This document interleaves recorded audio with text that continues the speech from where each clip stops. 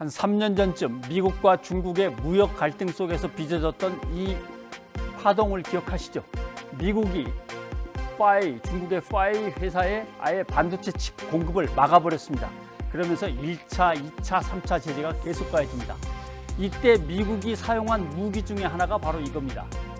보시면 해외 직접 생산품 규칙이라고 하는 건데요.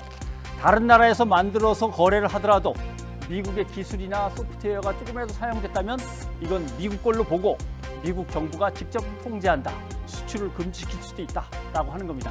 그래서 이번에 러시아가 우크라이나를 침공하면서 7개 품목 50여 개 기술에 대한 러시아 수출입이 미국 상무부의 통제를 직접 받게 됐습니다.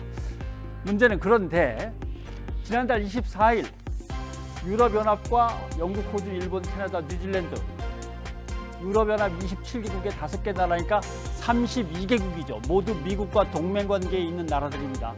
그 나라들은 통제 조치에서 면제해줬습니다. 미국 상무부한테 허락받지 말고 각국이 알아서 해라 이런 뜻입니다. 그러면 우리도 미국하고 동맹국인데 러시아 제재 동참이 늦어져서 그런 걸까? 왜 우리는 면제 대상에서 빠진 걸까라고 하는 거죠. 러시아에 있는 우리 기업의 수출이나 그 공장에 재료가 공급되는 것도 미국 상무부의 허가를 거쳐서 가야 되니까 심각하죠.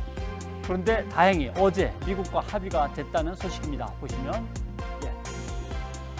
면제 대상국의 한국도 늦었지만 들어간다라고 하는 거고요. 그 대신 이것을 공식적으로 미국 관부에 게재를 하게 되겠다라고 하는 거고, 그다음에 그 대신 한국이 국제사회와 똑같이 수출 통제를 철저히 잘해라 라고 하는 겁니다. 그래도 미국 상무부에 일일이 허가를 구하는 것하고 우리 정부가 직접 해주는 거하고는 불확실성이나 소요 기간 등에서 상당히 차이가 큽니다. 그런데 우리는 왜 늦어서 따로 면제 협상을 벌여야만 했을까? 그 고민이 길어졌던 배경을 한번 보겠습니다. 삼성전자, LG전자 공장이 모스크바 근처에 있는데요. 가전 분야에서 다 1위들입니다. 또 삼성전자는 스마트폰 시장 점유율이 러시아 1위입니다. 30%나 됩니다. 그리고 자동차 업계를 보면 러시아 수출 품목 중에 자동차의 비중이 25%, 4분의 1이나 됩니다. 애플 같은 경우는 러시아에 공장이 없습니다. 또 볼보, 폭스바겐 이런 자동차는요, 러시아 시장에서 별로 팔리지도 않습니다. 그런데 우리는 이렇게 사정이 완전히 다른 거죠.